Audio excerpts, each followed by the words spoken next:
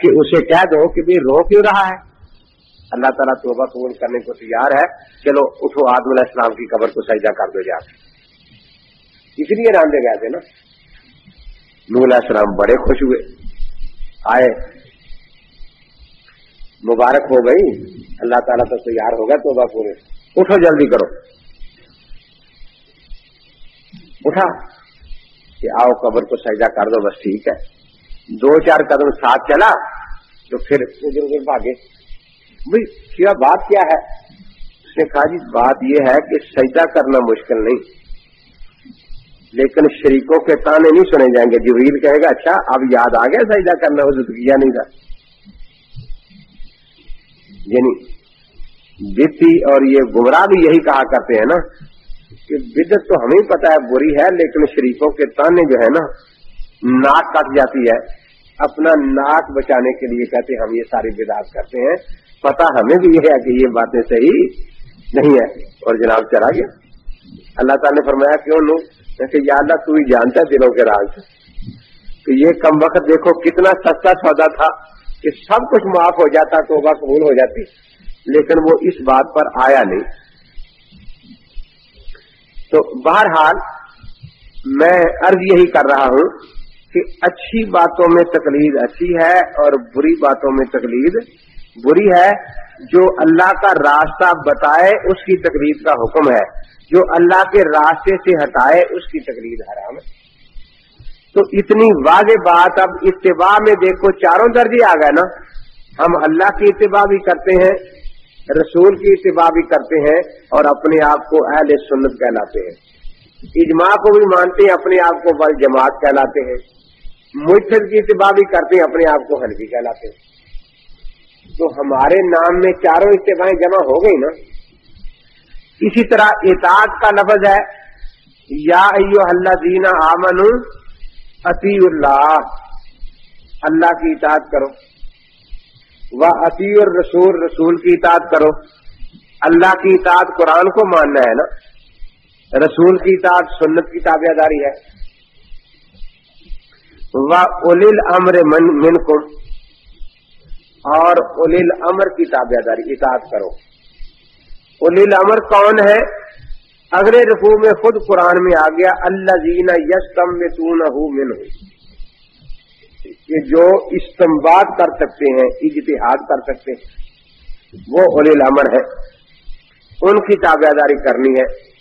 लेकिन यहां गौर करें, उलिल अम्र से यहां इजमा मुराद है कि जिस पर मुजतहिदीन का इजमा हो उसकी ताबेदारी करो। सावी ने यही बात लिखी है जलालैन के हाशिए पर। आप कहेंगे ये कैसे समझ में आ गया? इसलिए कि आगे क्या है, इन तनाज़ातुम, तो मालूम हुआ कि मुजतहिदीन जब इज्तिहाद करेंगे तो 2 हिस्से हो जाएंगे उन मसलों के। एक वो जिनमें उनका तनाजा और झगड़ा रहा, और एक वो जिनमें तनाजा नहीं हुआ, सबका इत्तेफाक हो गया। तो जिनमें सबका इत्तेफाक हो गया वो इजमाई मसाइल है, और जिनमें उनका अपना अपना अलग कौल रहा, तनाजा रहा, वो क़ियास है। तो इससे उलिल अम्र से मुराद मुजतहिदीन के वो मसाइल हैं जिनमें तनाजा नहीं हुआ, इत्तेफाक हो गया, तो इसमें इज्मा की ताबेदारी इताअत का हुक्म आ गया। और इन तनाज़ातुम, अगर मुजतहिदीन का आपस में तनाजा हो, फरुद्दुहु इलल्लाहि वर रसूल, क़ियास कहते इसे रद्द करने को है। क़ियास की तारीफ है रद्दुन नज़ीर इलन नज़ीर, एक नज़ीर को दूसरी नज़ीर की तरफ रद्द करना। तो इस आयत करीमा में चारों की इताअत का जिक्र आ गया, किताबुल्लाह का भी, सुन्नत रसूलुल्लाह का भी, इजमाए उम्मत का भी, और क़ियास का भी। तो हमने चारों इताअतें मान ली। इनका जो तरीका होता है अवाम को धोखा देने का, हमें अल्लाह ने सिर्फ 2 हाथ दिए हैं, एक कुरान के लिए, एक हदीस के लिए, फिक़ह के लिए कोई हाथ नहीं दिया गया। अल्लाह ने सिर्फ 2 आंखें दी है, एक कुरान के लिए, एक हदीस के लिए, फिक़ह के लिए कोई आंख नहीं दी। अल्लाह ने 2 कान दिए हैं, एक कुरान सुनने के लिए, एक हदीस के लिए, फिक़ह के लिए कोई कान नहीं दिया। اللہ نے ایک ہی زبان دی ہے فقہا کو بھونکنے کے لیے. زبان تو ایک ہی ہے نا جس سے رات دن فقہا کو بھونکتے رہتے ہیں غیر مکلف. تو زبان ایک ہے نا. اب کیا چیز چھوڑی جائے گی, قرآن یا حدیث؟ اس لیے دونوں ہی چھوڑ دیے, رات دن فقہا کو بھونکتے رہتے ہیں. تو میں نے چٹ لکھی کہ حدیث سے متعین کریں کہ قرآن والا ہاتھ کون سا ہے اور حدیث والا کون سا ہے. ارے دو آدمی ہے نا. کیا بخاری سنجے والے ہاتھ میں پکڑنی ہے, دوسرا تو نہیں لگانا نا اس کو کہیں, کیونکہ الگ الگ ہاتھ کہتے دیے. اور اگر کسی کا ایک ہاتھ کٹا ہو تو وہ قرآن چھوڑے یا حدیث؟ اور قرآن کی سانس سے پڑھنا ہے, حدیث کی سانس سے پڑھنی ہے. آنکھیں کتنی ہیں اور روشنی ایک ہی ہے, اس میں ایک ہی ہے نا. اس طرح کتاب و سنت اگرچہ دو ہیں لیکن مقصد ان کا ایک ہی ہے. میں جس طرح بار بار بتا رہا ہوں کہ نام یہ قرآن حدیث کا لیتے ہیں, ان کے پاس ہوتے ڈھکوسلے ہیں بالکل. حافظ عبد القادر صاحب روپی تقریر فرما رہے تھے, یہ 4 مذہب بن گئے, چار اور چاروں مذہبوں کی مثال ہے بھینس کے 4 تھن. بھینس کے 4 تھن ہوتے ہیں نا. ایک تھن سے حنفیوں نے دودھ نکال لیا, ایک سے مالکیوں نے, ایک سے شافیوں نے, ایک سے حنبلیوں نے. ہم نے سارا دودھ اکٹھا کر کے مکھن نکال کے خود کھا لیا, لسی ان کے منہ پر دے ماری. مسل کین حدیث زندہ باد. نعرے لگنے شروع ہو گئے. میں نے چٹ لکھی کہ یہ جو نعرہ لگا ہے مسل کین حدیث زندہ باد, تو کون سی حدیث ہے جس میں یہ ہو کہ مجتہد تھن کو کہتے ہیں؟ یہی بات اس نے کہی ہے نا کہ مجتہد بحث کے تھن کو کہتے ہیں. یہ حدیث ہو تو پھر تو نعرہ لگے نا کہ مسل کین حدیث زندہ باد. اور اگر یہ کوئی حدیث نہیں تو معلوم ہوا کہ یہ اپنے مولوی کی خرافات کو حدیث کہتے ہیں, لہول حدیث کے پیچھے لگے ہوئے ہیں, اور اس لیے نعرے لگاتے ہیں مسل کین حدیث زندہ باد.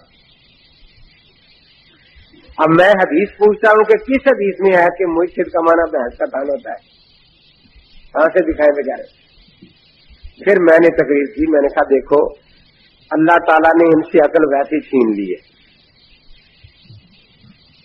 یہ مثال تو دینا چاہتے تھے ہمارے خلاف, لیکن مثال ہمارے مطابق ہے, خلاف نہیں. یہ تھنوں سے جو دودھ نکلتا ہے یہ تھن میں اللہ نے پیدا کیا یا پیچھے کسی خزانے میں پیدا کیا ہے, یا 50-50 ہے, آدھا پیچھے اور آدھا تھن میں پیدا ہو؟ کیا خیال ہے؟ ایک قطرہ بھی دودھ کا تھن میں پیدا نہیں ہوتا, یہ تھن صرف پچھلے دودھ کو آگے پہنچا رہے ہیں. تو معلوم ہوا کہ چاروں اماموں نے ایک مسئلہ بھی خود نہیں بنایا, پیچھے سے کتاب و سنت آگے پہنچا دیا. اب یہ مثال ہمارے موافق ہوئی یا مخالف ہوئی؟ تو کتنے تھن ہوتے ہیں بھینس کے؟ ایک سے دہی نکلتی ہے, ایک سے لسی. جی نہ تھن 4 ہے, چیزیں کتنی نکلتی ہیں؟ ایک ہی. تو جیسے تھن 4 ہے اور چیز ایک ہی ہے دودھ, امام 4 ہے مقصد ایک ہی ہے اتباع سنت. امام اگرچہ 4 ہے اور مقصد ایک ہی ہے اتباع سنت. پھر میں نے پوچھا کہ بھئی یہ آپ نے بڑا, ہم آپ کے شکر گزار ہیں کہ چاروں تھن تقسیم کر دیے, ایک حنفیوں کو دے دیا, شافیوں کو, مالکیوں کو, حنبلیوں کو, آپ نے دودھ کہاں سے نکالا؟ تو 5واں سوراخ ہوتا ہے دودھ نکالنے کے لیے. نہیں کہتے سارا دودھ ہم نے نکال لیا, وہ کس کہاں سے نکالا؟ اب جو ہمارے ہاتھ میں تھا ہم تو نہیں چھوڑتے, نہ شافی نہ مالکی نہ حنبلی. تو کوئی 5واں سوراخ ہوتا ہے دودھ نکالنے کے لیے؟ جی نہ آپ اپنی بحث دیکھ رہے ہیں, کسی غیر مقلد کی بحث بن رہے ہیں, شاید کوئی 5واں سوراخ کیا ہوا ہو. अब रोपड़ी साहब का बच्चा रो रहा है कि अब्बा जी दूध। ऐसे वो तो बेटा मैं तकसीम कर बैठा हूँ, एक थन हनफियों को दे दिया, एक शाफियों को, एक मारियों को, हमरियों को। कहता मैं क्या करूं? उसने फिर पीछे बर्तन रख दिया, ला बास अब बौले मा यू का लो लहम हो। बेटा हमारी किस्मत में तो यही रह गया, दूध तो वो ले गए, मैंने तकसीम कर दिया। फतावा सतारिया और सनाइया में लिखा है कि हर हलाल जानवर का पेशाब और पखाना पाक है, बवक्ते जरूरत खाना पीना भी जायज है। और जरूरत बताई है कि एक जरूरत इलाज भी है, इलाज के तौर पर जायज है।